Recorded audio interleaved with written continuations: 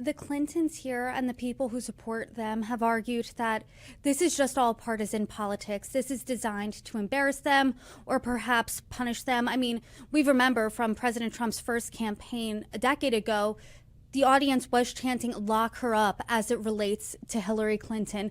Those on the other side, though, say it's important to hear from high profile people that were connected to Jeffrey Epstein.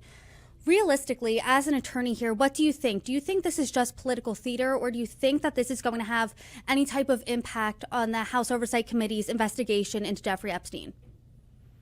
I think both sides have merit here. But I do think there was a connection. There was a close relationship with both Jeffrey Epstein and Ghislaine Maxwell, with Bill Clinton and Hillary Clinton. Maxwell was invited to Chelsea Clinton's wedding. There's photos of her there. Bill Clinton had a lot more ties and flew on Jeffrey Epstein's plane than Donald Trump did. So there's a very close connection between Epstein, Maxwell, and both Hillary and Bill Clinton. So it is proper for the House to probe this. Both Bill and Hillary Clinton served in the highest levels of the United States government, and yet they're have a close relationship with people that were involved in sex trafficking. That's what Ghislaine Maxwell was convicted of. That's what Jeffrey Epstein was, convicted of, and was facing more prosecution before his alleged death, I'll say, in jail, just because, you know, I don't trust anything. Like, let's trust it, but verify everything and look at all the details. So I think that that it is very legitimate for the committee to want to get more answers from both Bill and Hillary Clinton, and I applaud them for doing so and for pursuing it. Oversight Chairman Comer, he said that this shows nobody is above the law here, and that includes the Clintons. And former President Bill Clinton's deputy chief of staff said in a statement that the Clintons, quote, look forward to setting a precedent that applies to everyone. Democrats say this certainly sets a precedent. And Congressman Jamie Raskin, he reportedly said that this shows past presidents are not off limits for subpoenas. Do you agree here? Do you think that this sets a precedent?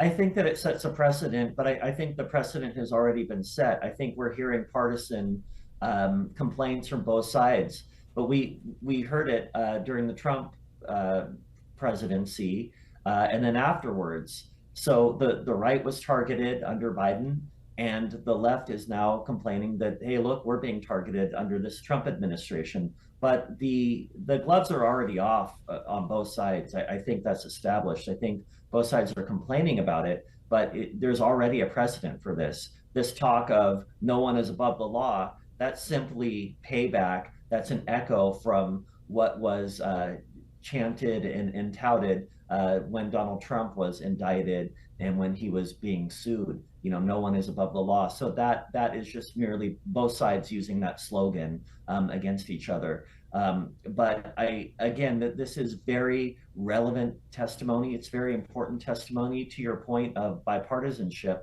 I believe the Jeffrey Epstein files is nonpartisan, and the American people are coming together 100% behind release and transparency. And when the Trump administration was balking on releasing the files, the American people rallied, and Congress had to listen to the American people as a whole. So this is nonpartisan. The American people are 100% behind the release of the files and getting to answers behind what was going on, because it's very, very, very concerning.